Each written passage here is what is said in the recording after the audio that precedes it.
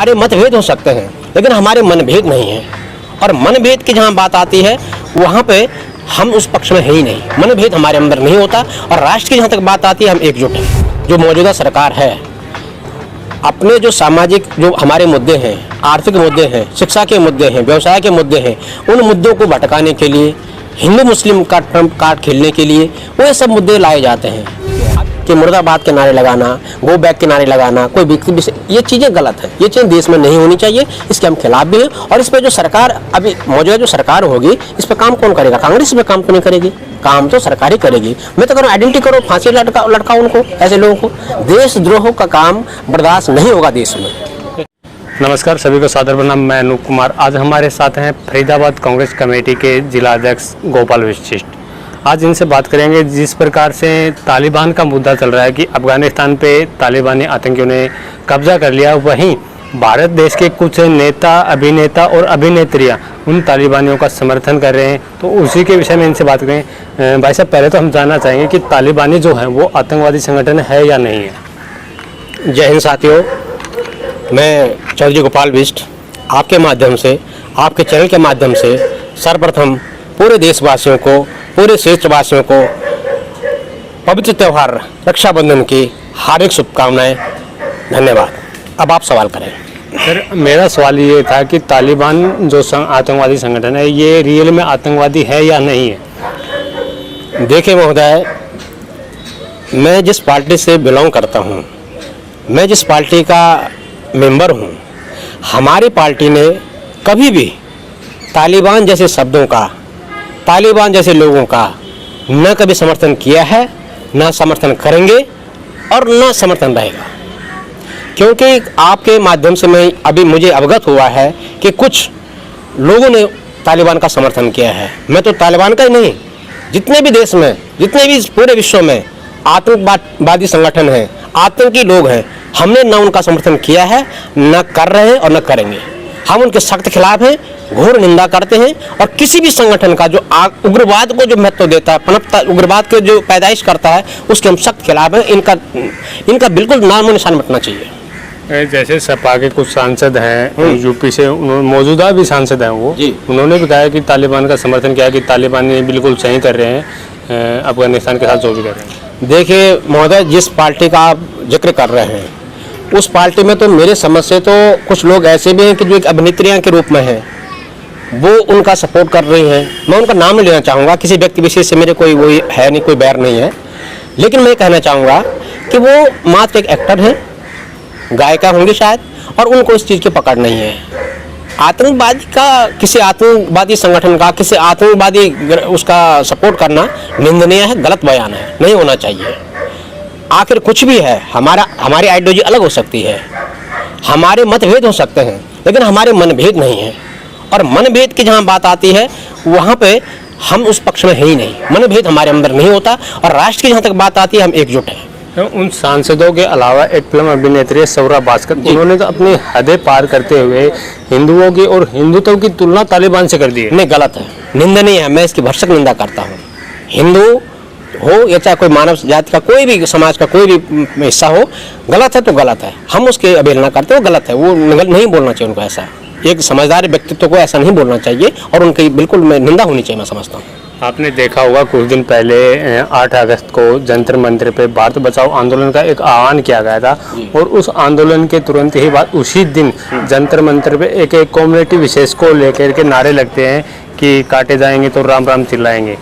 नहीं सर, गलत है ये, इसकी निंदा होनी चाहिए, गलत चीज़ें हैं। देखो, राम नाम अपने आप में बहुत बड़ा नाम है, राम नाम हो अलग बात है, और किसी की जिंदाबाद करो वो अच्छी बात है, लेकिन किसी का मुर्दाबाद बोलना भी गलत है। किसी व्यक्ति या किसी समाज, किसी को मुर्दाबाद बोलना गलत है, ये नीति के खिलाफ है। नहीं, यही बात है, जब इस प्रकार के नारे देश में लगते हैं जहाँ एक धर्मनिरपेक्ष भारत बोला जाता है कि भारत एक धर्मनिरपेक्ष देश है, वहाँ इस प्रकार के नारे लगते हैं, तो अगर इस प्रकार के नारे लगते हैं जब आसपास में कोई इलेक्शन होते हैं तभी क्यों लगते हैं? देखो सर, ऐसा है कि तब इलेक्शन में ऐसे नारे लगाए जाते हैं, मैं तो कहूँ लगवाए भी जाते हैं। जो मौजूदा सरकार है अपने जो सामाजिक जो हमारे मुद्दे हैं, आर्थिक मुद्दे हैं, शिक्षा के मुद्दे हैं, व्यवसाय के मुद्दे हैं, उन मुद्दों को भटकाने के लिए, हिंदू मुस्लिम का ट्रम्प कार्ड खेलने के लिए वो सब मुद्दे लाए जाते हैं। अभी जिन जिन स्टेटों में इलेक्शन होने जा रहे हैं, चाहे यूपी उत्तराखंड हो या कोई दिल्ली का ही इलेक्शन, कोई भी इलेक्शन होंगे, जहाँ जहाँ स्टेटों में इलेक्शन होंगे वहाँ इस ढंग की भाषाएं निकल आएंगी। और मैं तो ये कहूँगा कि जहाँ पे जन समूह होता है तो जन समूह में 2-4 ऐसे दुर्दांत आदमी भी हो जाते हैं, निकल आते हैं और वो इस भाषा का यूज़ करते हैं। लेकिन वहाँ पे पढ़े लिखे समझदार एक अच्छे व्यक्तित्व के भी वहाँ पे ये होते हैं, उनको चाहिए कि उनको रोकें, ऐसे काम नहीं होने पाए, उनके खिलाफ कार्रवाई भी होनी चाहिए, होनी भी चाहिए कार्रवाई। क्योंकि कार्रवाई नहीं होगी तो ऐसे लोग पनपेंगे फिर। तो पुलिसिया कार्रवाई में तो सवाल है ना, जहाँ संसद भवन से कुछ मीटर दूरी पे ही जंतर मंतर पड़ता है, वहाँ पे पुलिस की मौजूदगी में ऐसे नारे लगते हैं। सर मौजूदगी में लगता है, लेकिन अब भीड़ का समूह होता है। आप ये देखो कि जब भीड़ के समूह में कोई एक आध दो आदमी नारा लगाता है, उस टाइम पे उसको ना आप मीडिया कवर कर पाती है, ना कोई व्यक्ति विशेष कोई आइडेंटिटी कर पाता है। तो ये चीज़ें होती हैं, क्योंकि अगर हम एक समूह बना के चल रहे हैं तो ये एक आइडियोलॉजी होती है। नहीं, आप समूह की बात कर रहे हैं, अगर समूह बना के इस तरह के प्रोटेस्ट या इस तरह के नारे बनाते हैं, लगाए जाते हैं, तो वहाँ तो कोई कार्रवाई नहीं होती। अगर समूह बना के कोई अपने हक की मांग, जैसे एसएससी जीडी के स्टूडेंट जो हैं, जिनको सबके टेस्ट वगैरह क्लियर कर लिए हैं लेकिन उनको अभी तक ज्वाइनिंग नहीं दी गई है, अगर वो अपने हक की मांग को लेके, अपनी ज्वाइनिंग की मांग को लेके जब प्रोटेस्ट करते हैं उसी जंतर मंतर पे, तो उनको इतनी बुरी तरह से मार के और घसीट के अंदर कर दिया जाता है, लेकिन उनको छोड़ दिया जाता है। प्रोटेस्ट करना अलग चीज़ है। देखो, आप किसी अपने हक के लिए अगर आप कोई लड़ाई लड़ते हो तो अच्छी बात है। और एक आप कह रहे हो कि शिक्षित समाज ऐसा करता है, तो कहीं भी आप बता लो शिक्षित समाज ने कोई ऐसा नारा तो लगाया नहीं। जो ऐसा नारा लगा रहा है वो शिक्षित हो ही नहीं सकता, पहली बात तो। और दूसरी बात यह है कि ये नारे इसलिए लगते हैं कि एक इनके आप अंदर की पीड़ा भी कुछ होती है। मुझे तो लगता है कि मिल बैठ के इन लोगों को भी समझना चाहिए देश के बारे में, समाज के बारे में, या आखिर इनकी पीड़ा क्या है, उनको जानने का भी एक अलग से ये होना चाहिए कि आखिर ये क्या चाहते हैं। नहीं, आपको नहीं लगता कि हर धर्म के लिए अलग अलग राजनीति हो रही है? जैसे ये नारे लगाए गए जंतर मंतर पे 8 तारीख को, तो पूरे मीडिया जगत में और राजनीतिक जगत में एक भूचाल सा आ गया था। वहीं उसी दिन रात को डासना मंदिर में एक महंत का गला रेत दिया जाता है, उस पर एक भी बंदा नहीं बोलता। और कल मोहर्रम के जुलूस में भी नारे लगाए जाते हैं पाकिस्तान जिंदाबाद की, उस पर भी कोई बोल नहीं रहा। यही है ना सर, हम तो यही कहना चाहेंगे सीबीआई में कि ये चीज़ें गलत हैं, अनैतिक चीज़ें गलत हैं। अब मैं किसी चीज़ का खुल के भी विरोध भी नहीं कर सकता, क्योंकि एक व्यक्ति विशेष की भी आज़ादी होती है, लेकिन व्यक्ति विशेष की आज़ादी में मुर्दाबाद बोलना ये तो आज़ादी नहीं हो सकती है। इसके ऊपर तो जो मौजूदा सरकार है, जो सरकार में हुक्मरान बैठे हुए हैं, व्यक्ति विशेष की आज़ादी देश के द्रोही का काम तो नहीं कर सकती। उसके लिए सख्त से कार्रवाई। विशेष की ऐसी तो कोई आज़ादी नहीं है कि देश के खिलाफ नहीं, मैं इस पर मैं तो खंडन कर रहा हूँ। मैंने आपकी बात को पहले खंडन किया है कि मुर्दाबाद के नारे लगाना, गो बैक के नारे लगाना, कोई व्यक्ति विशेष, ये चीज़ें गलत है। ये चीज़ें देश में नहीं होनी चाहिए, इसके हम खिलाफ भी हैं। और इस पर जो सरकार अभी मौजूदा जो सरकार होगी, इस पर काम कौन करेगा? कांग्रेस इस पर काम तो नहीं करेगी, काम तो सरकार ही करेगी। मैं तो कह रहा हूँ आइडेंटिटी करो, फांसी लटकाओ उनको, ऐसे लोगों को। देशद्रोह का काम बर्दाश्त नहीं होगा देश में। जैसे देखने को मिला था, सपा की रैली थी आगरा में जी, अखिलेश यादव के सामने पाकिस्तान जिंदाबाद के नारे लगाए, तो सरकार तो अपना काम करेगी ही करेगी, लेकिन उन राजनीतिक पार्टियों को भी अपने लेवल पे उन पदाधिकारियों पे एक्शन लेना चाहिए। सर ये तो सपा की रैली में जो नारे लगे उसके लिए तो अखिलेश यादव भी उत्तरदायित्व होंगे, पहली बात तो। उसका जवाब तो मैं दे नहीं सकता, लेकिन हाँ मैं कह सकता हूँ कि मेरा मानना है कि अखिलेश यादव, मेरा कहना ये है कि अगर आपकी पार्टी है, आपका कोई प्रोग्राम है, आपके सामने ऐसे नारे लगते हैं, तो पहले उत्तरदायी तो आप ही होंगे ना। आपको उनको निष्कासित पता, अगर वो आपकी पार्टी के पदाधिकारी हैं या आपके पदाधिकारी हैं, तो उनको सबसे पहला कदम तो आपको निष्कासित करने का होना चाहिए ना। देखो सर, मैं तो आपको आज भी आश्वासन दिलाना चाहूँगा और सीना ठोक के कहना चाहूँगा कि जब हमारा कभी कोई ऐसा बेड़ा, कोई ऐसा मेरा संघर्ष हो कि जिसमें ऐसे देशद्रोह के कोई ऐसे आपको संकेत भी मिले, उसके लिए बिल्कुल मैं जिम्मेवार हूँगा। और मेरे जो गैदरिंग होगी, मेरी जो अपनी कंपेनिंग होगी, मेरी कंपनी में ऐसा आदमी कोई बोल नहीं सकता, पहली बात तो। और जब कांग्रेस के गैदरिंग में, कांग्रेस में किसी ने भी कोई देशद्रोह की कोई बातें करी, उस पर हमने कार्रवाई करी। आप इतिहास उड़ा के देख लीजिएगा, 70 सालों का इतिहास है कि कोई किसी ने ऐसे भड़काऊ भाषण दिए तुरंत उसको सस्पेंड किया गया, उसको डिसमिस किया गया। अखिलेश यादव जी, जो आपने पहले प्रकरण में आपने भी बोला कि उनके रैली में ऐसा हुआ, तो अखिलेश यादव जी आज भी मेरा अंतरात्मा कहती है कि आप भी उनका इंटरव्यू ले लीजिए अखिलेश यादव जी का, और वो यही बोलेंगे कि मैंने उनको रोका है। कहीं भी आप कहते हो इस ढंग से वाली बात, हमने तो देखा है कि ओवैसी साहब जो है, ओवैसी साहब के उसमें एक कहीं किसी लेडीज ने कोई नारा लगा दिया था, उन्होंने वहाँ भी रोका है। कोई भी नेता, अभिनेता, कोई भी सोशलिज्म, कोई भी आदमी जुड़ा होगा, वो देशद्रोह की भाषा को एक्सेप्ट नहीं करेगा, वो रोकेगा, वो रोक ही सकता है। कार्रवाई सरकार का काम है, कार्रवाई सरकार आपसे का एक आखिरी मुद्दा है, आखिरी सवाल है कि बीजेपी कहती है कि हमारे राज्य में रामराज आया हुआ है और महिला को लिए खासकर कहते हैं कि बेटी बचाओ बेटी पढ़ाओ का भी नारा दिया था, महिलाएं सुरक्षित है। वहीं आज दिल्ली में देखने को मिले, नांगल गांव का देख लो, दिल्ली कैंट का मामला, एक 9 साल की बच्ची के साथ बलात्कार हो जाता है, गैंग रेप होता है और उसको घर वालों को बताए बगैर जला भी दिया जाता है और वो मामला शांत होने से पहले ही त्रिलोकपुरी में एक मामला और आ जाता है। तो ये किस प्रकार? सर देखो, रामराज की कल्पना तो हम नहीं कर सकते। जहाँ बलात्कार हो रहा हो सरेआम, जहाँ बेटियों को रात में जलाया जा रहा हो, जहाँ भ्रूण हत्या जैसी आज भी चीज़ें हो रही हो, उस जगह को हम रामराज, उस पूरी कल्पना को, उस पूरी पृष्ठभूमि को हम रामराज कैसे कह सकते हैं? ये तो आप करो बीजेपी कह रही है। अच्छा तब होता है कि जब लोग कहते हैं, आम जनमानस कहता है कि रामराज आ गया है। ये तो थोपा जा रहा है रामराज आ गया है, क्योंकि हो आया तो नहीं है लेकिन थोपा जा रहा है। क्यों? एक वोट बैंक की राजनीति है। मैं तो ये मानता हूँ कि वोट बैंक की राजनीति है। रामराज तब आएगा जब आम जनमानस ये कहेगा मैं सेफ हूँ, सुरक्षित हूँ, बेटी सेफ है, सुरक्षित है, हर किसी को अपने मौलिक अधिकारों पर चलने की राह, मतलब चल रहे हैं, जो कोई दिक्कत नहीं है, तो रामराज्य है। सारे अधिकार उसके पास है, नागरिकता का अधिकार सब कुछ उसके पास है, तो ठीक है। यहाँ तो दबाने की कोशिश हो रही है। दबाने कैसा कि भाई जब से रामराज है नहीं लेकिन रामराज आ गया है। कैसे मान सकते रामराज आ गया? रामराज की कल्पना आप कैसे कर सकते हो उस चीज़ से? जहाँ आपको बताया ना मैंने कि बेटी जलाई जाती है रात में, दाह संस्कार रात में किया जाता है, मानवता के खिलाफ। ये तो शमशान घाट तक भी आप सेफ नहीं समझ रहे हो कि शमशान घाट पे भी लोग कुछ खड़े हैं बेचारे अपने चिता को आरती वो करने के लिए, और ऊपर से उसका लेंटर गिर जाता है।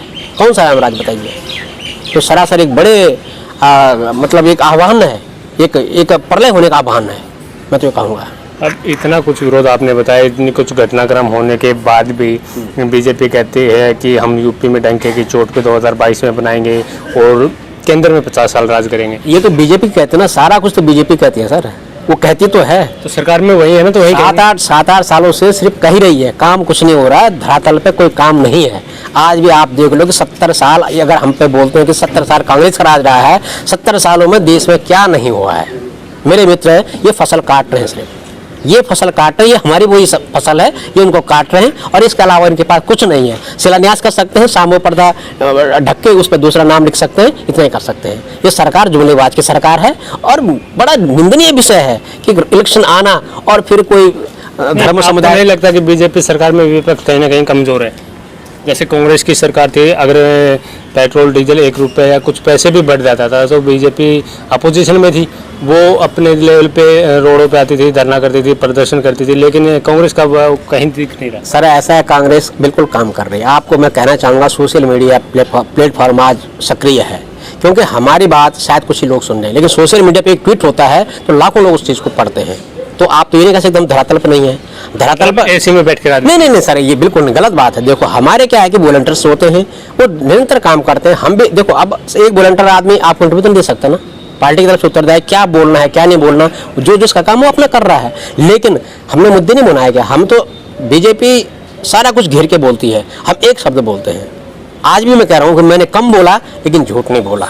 हमारी ये डायलॉग, हमारी एक अपने व्यक्ति विशेष की वो है, हम तो ये कहेंगे कि आप ये देख लो कि 400 रुपये का सिलेंडर डाइन था, महंगाई डाइन हो गई थी, और आज 1000 रुपये सिलेंडर। आज नहीं, सोशल मीडिया पे आप काम कर रहे हैं कि आपको नहीं लगता कि अब सोशल मीडिया छोड़ के धरातल पे भी काम करना चाहिए? धरातल पे करना चाहिए, धरातल भी करते हैं।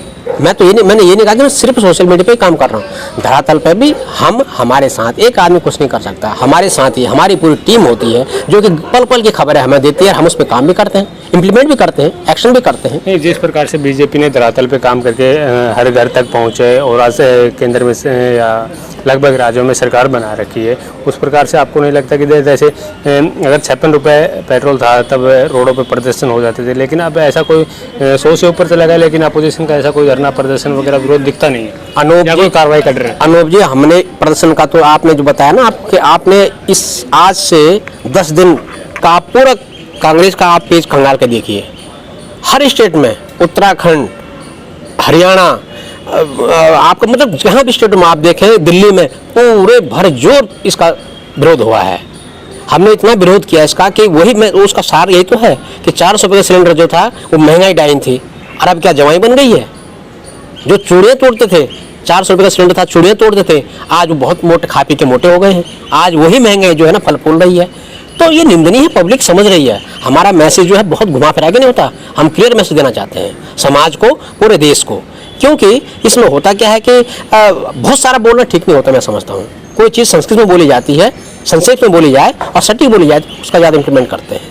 आपसे एक आखिरी सवाल है, जैसे कुछ चुनिंदा लोग हैं कहते हैं कि अगर मोदी नहीं तो कौन, तो उस पर आप क्या ऑप्शन मानते हैं मोदी के अलावा? मोदी के अलावा देखो सर, ऐसा है कि इससे पहले जब मोदी नहीं थे तब क्या मोदी नहीं तो कौन, सवाल तब का आपका था क्या? ये देश है 135-40 करोड़ का ये देश है, यहाँ घर घर मोदी है, घर घर एक से उनसे भी अच्छे लोग हैं। मैं मोदी का नारा बीजेपी से आप मत जोड़ देना, मेरा नारा घर घर मोदी, वो मोदी नहीं है। अब तो महंगाई इतनी बहुत हुई, महंगाई की मार, बस करो मोदी सरकार। अब तो मोदी के लाखों, मोदी से भी अव्वल लोग घर घर में हैं। प्रतिभाओं की कमी नहीं है, प्रतिभा निकल के आएंगे, ये देश चलता रहेगा, ऐसा कुछ नहीं है। मतलब आपका कहना है कि आने वाले टाइम में कांग्रेस बढ़त बना जाएगी? बढ़त बनाएगी, बढ़त बना रही है। आप हरियाणा, उत्तराखंड और यूपी, हमें निश्चित यूपी में तो 30 साल से आप राजनीति से बात। बिल्कुल ठीक है, आपकी बात बिल्कुल ठीक है। फिर हम धरातल पर आ रहे हैं, हमसे कहीं ना कोई गलती हुई होगी, मैं मानता हूँ। मैं आज एक्सेप्ट करता हूँ कि देखो, गलती को स्वीकार करना एक हमारी सहजता है। गलती को हमने स्वीकार किया है कि हम आज, आप बिल्कुल ठीक है, धरातल पे हैं। लेकिन आपने देखा धरातल पे आते हुए भी हम घुटनों के बल, मैं मान गया, रेंग भी रहे हैं, लेकिन हमारा जज्बा, काम का तरीका और मुद्दे हमारे आज भी गगनचुंबी हैं। ये सदा रहेंगे। हमारी आवाज़ में कोई दबा पाया ना तो कोई दबा पाएगा। क्यों? इसलिए नहीं दबा पाए कि हम हक की आवाज़, देश की आवाज़, जनमानस की आवाज़ और निचले तबके। हमारा मकसद अडानी अंबानी को ऊंचा करना नहीं है। हमारा मकसद है कि जो आदमी प्याज टमाटर की रेहड़ी, जो किसान खेत में वो कर रहा है, उनको उनका स्लैब, उनका पायदान उठाना ही हमारा मकसद है। और हम उनके लिए लड़ते रहेंगे, करते रहेंगे, ये हम समर्पित हैं। उसके लिए कुछ भी हो जाए, हमारा उद्देश्य इलेक्शन जीतना नहीं है। आपने जो बोला ना कि आपकी सरकार बहुत कम जगह पे, हमारा कांग्रेस पार्टी का सीधा सीधा अपना एक स्लोगन है कि सरकार बने ना बने, मुद्दे जो पब्लिक की जिम्मेवारी के साथ, मुद्दे जो पब्लिक के जो मुद्दे हैं, ठोस मुद्दे, जीवन व्यापी मुद्दे, जिससे जीवन सुगम सरल बन पाए, वो मुद्दों को बुझाने के लिए हम खड़े रहेंगे। सरकार बनाना हमारा मकसद नहीं है। हमारा मकसद है देश को सही आने दिखाना और देश की मेन जरूरत, दुनिया की मेन हमारी क्या जरूरत है, उसको पूरा करना हमारा मकसद है। उसके लिए हम खड़े रहेंगे, हमारी आवाज़ दबेगी नहीं। आपसे आखिरी में लास्ट सवाल है, तालिबान के ऊपर ही फिर आऊँगा। तो तालिबान को समर्थन कर रहे हैं उन लोगों के लिए आपका क्या संदेश है? तालिबान को समर्थन करना निंदनीय काम है, क्योंकि वो आज से नहीं, पूरे में तो जब से हम बच्चे थे, जब से हमने सुना कि तालिबानी हुकूमत। नहीं, तालिबानी को समर्थन करना तो निंदनीय बात है, लेकिन जो लोग समर्थन कर रहे हैं उन लोगों के लिए क्या संदेश छोड़ें? वो लोग जरा अपने पीछे भी झांक के देखें, वो जमाना याद करें, वो इतिहास याद करें कि जब कोड़े बरसाए जाते थे, दीवारों पर चढ़ाया जाता था, वो इतिहास, आप उन इतिहास को समझ के, हमारे सिख भाइयों ने, हिंदू भाइयों ने, मुस्लिम भाइयों ने, हर धर्म के भाइयों ने कुर्बानियाँ दी हैं, जिंदा दीवारों पर चुना दिया जाता था, उनको शायद वो इतिहास मालूम नहीं है। वो लोग ऐसी भाषा बोल रहे हैं। ये देश प्रजातंत्र देश है और मैं कहता हूँ कि पूरे मुल्कों में हमारे देश की विविधता में एकता का जो स्लोगन है, ये इसका डंका हमेशा बजता रहेगा। ये डंका बजना भी चाहिए, अपने आप में अतुल्य है। और नमन करता हूँ भारत भूमि को, और मैं तो नमन करना स्वाभाविक सी बात है। ऐसे में अगर आप उसको बोलते तालिबानी हो, ये तो गलत है, निंदनीय है, निंदनीय है। जी धन्यवाद। फरीदाबाद से अनूप कुमार की रिपोर्ट।